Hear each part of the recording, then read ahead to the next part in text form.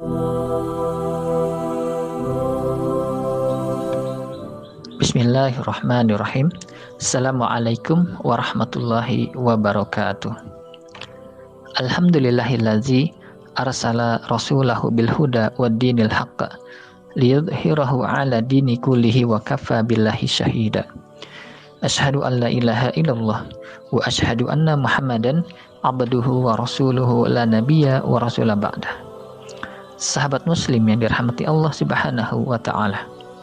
Peribadatan seorang hamba yang muslim akan diterima dan diberi nilai pahala oleh Allah Ta'ala apabila telah memenuhi dua syarat utama. Dua syarat itu, yang pertama adalah ikhlas. Ikhlas merupakan salah satu makna dari kalimat syahadat an la ilaha illallah, bahwa tiada sesembahan yang berhak disembah selain Allah, yaitu agar menjadikan ibadah itu murni, hanya ditujukan kepada Allah semata. Allah Ta'ala berfirman di dalam Al-Quran surat Al-Bayyinah ayat kelima. A'udzubillahi minasyaitonirrajim. Wa ma umiru illa liya'budullaha mukhlishina lahuddina hunafa wa yuqimus salata wa yu'tuz zakata wa dzalika dinul qayyimah. Artinya, padahal mereka tidak disuruh kecuali supaya menyembah Allah dengan memurnikan ketaatan kepadanya dalam menjalankan agama. Lalu di surat yang lain Allah Ta'ala berfirman, fa'budillaha mukhlishan lahuddin, maka beribadahlah kepada Allah dengan memurnikan ketaatanmu kepadanya. Quran surat Az-Zumar ayat kedua. Sahabat muslim dirahmati Allah Subhanahu wa taala, Rasulullah SAW juga bersabda, Innallaha azza wa jalla la yaqbalu minal amali illa ma kana lahu khalisan wa batughiya bihi wajhu. Artinya, sesungguhnya Allah tidak menerima suatu amal perbuatan kecuali yang murni, yang hanya mengharap ridha Allah saja. Hadis riwayat Abu Daud dan An-Nasai. Sahabat muslim yang dirahmati Allah Subhanahu wa taala. Lawan daripada ikhlas adalah syirik, yaitu maknanya adalah menyamakan Allah dengan sesuatu atau beribadah kepada Allah tetapi juga beribadah kepada selainnya. Contohnya salah satunya adalah riya. Riya itu makna adalah memperlihatkan amalan kepada orang lain dan ingin disanjung karena dia beribadah. Tujuannya adalah disanjung oleh orang lain. Kemudian contoh lain adalah sum'ah. Sum'ah itu artinya adalah menceritakan suatu amalan yang kita lakukan pada orang lain. Ataupun ujub. Ujub itu maknanya adalah berbangga diri dengan amalan yang telah dilakukan. Tujuannya sama. Dari ketiga itu tujuannya adalah ingin disanjung atau dipuji oleh orang lain atas ibadah yang telah kita lakukan. Kesemuanya itu adalah syirik yang harus dijauhi oleh seorang hamba agar ibadahnya itu dapat diterima oleh Allah Ta'ala. Sebagaimana Nabi Shallallahu Alaihi Wasallam bersabda, Inna akhwafa man akhafu alaikum syirku asghar. Qalu wa ma syirkul asghar ya Rasulullah? Qala arya.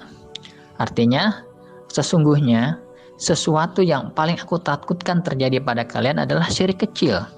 Lalu para sahabat bertanya, wahai Rasulullah, apa itu syirik kecil? Lalu Rasulullah SAW menjawab, yaitu riya. Hadis riwayat Imam Ahmad. Kemudian dalam surat kemudian Allah Ta'ala berfirman di dalam surat Al-Baqarah ayat ke-22, A'udzubillahi minasyaitonirrajim. Fala taj'alullahi indada wa antum ta'lamun. Artinya, janganlah kamu mengadakan sekutu-sekutu bagi Allah padahal kalian mengetahui. Orang yang rajin beribadah kepada Allah, namun dalam waktu yang bersamaan ia belum bertaubat dari perbuatan syirik dengan berbagai bentuknya, maka semua amal ibadah yang telah dikerjakannya menjadi terhapus, menjadi hangus, dan ia menjadi orang yang merugi di akhirat kelak. Sebagaimana firman Allah Ta'ala di dalam Al-Quran surat Al-An'am ayat ke-88 yang artinya, seandainya mereka mempersekutukan Allah, niscaya lenyaplah dari mereka amalan-amalan yang telah mereka kerjakan. Atau di dalam surat yang lain Allah Ta'ala berfirman, Quran surat Az-Zumar ayat 65 yang artinya, dan sesungguhnya telah diwahyukan kepadamu dan kepada nabi-nabi sebelummu wahai Muhammad, jika kamu mempersekutukan Allah, niscaya akan hapuslah amalanmu dan tentulah kamu termasuk orang-orang yang merugi. Lalu yang kedua, syarat diterimanya suatu ibadah itu adalah al-ittiba.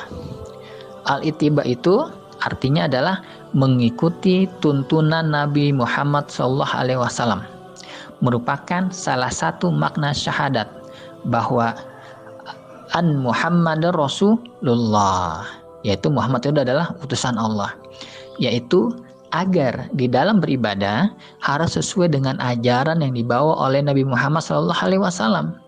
Karena setiap ibadah yang diadakan secara baru, yang tidak pernah diajarkan atau dilakukan oleh Nabi Muhammad SAW, maka ibadah itu tertolak.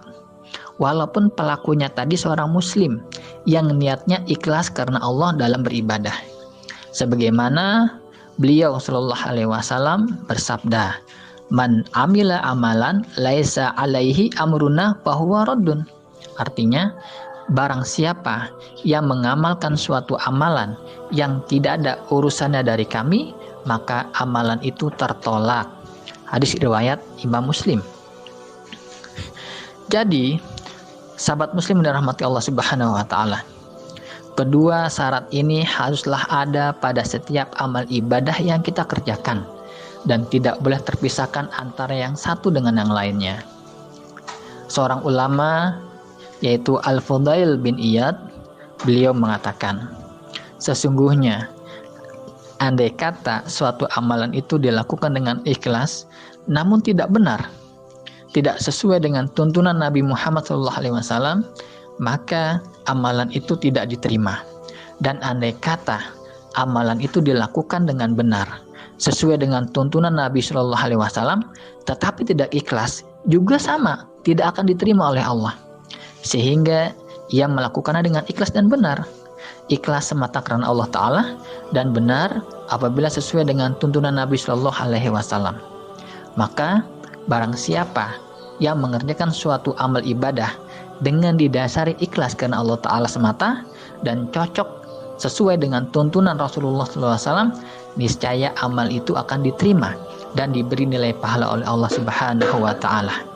Akan tetapi kalau hilang salah satu dari dua syarat tersebut, maka amal ibadah itu akan tertolak dan tidak diterima oleh Allah Subhanahu wa Ta'ala. Akhirul kalam. Assalamualaikum warahmatullahi wabarakatuh.